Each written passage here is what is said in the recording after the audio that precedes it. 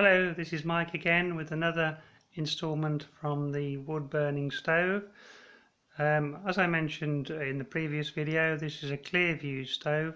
Model is the Solution 400.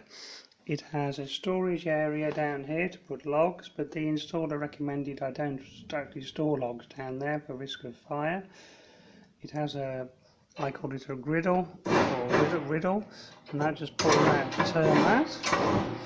So you've got the ashes in there. Now the ashes can be used on the garden, which I do, to fertilise the plants.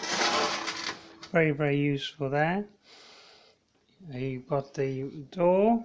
It's all made of steel with the lining round here, like a rope lining to keep the insulation in.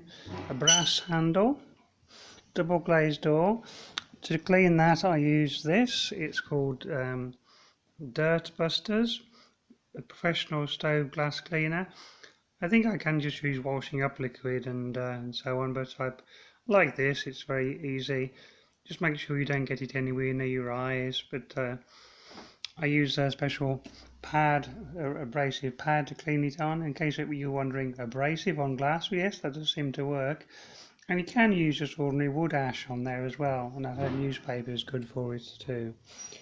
You've got the thermometer there, as I mentioned in the previous video. As you might be able to see, the fans are pointing that way and that way. That's to disperse the heat around the room. As I mentioned, there's no batteries in this fan at all, just a simple sensor to pick up the heat from the stove. And it's completely silent, which is very useful if you're watching the Vogue show or any other entertainment. Simply turns around when the heat gets to about, in this case, about 120, 130, 140, something like that. He just turns around and simply disperses the heat around the room. I was recommended to keep it right at the back, and it was my idea to sort of point it in those directions to disperse the heat. So that is the latest instalment from the Clearview Solution 400. Very pleased with it. It doesn't need air ventilation, but I do normally keep a window slightly ajar to get a bit of air in.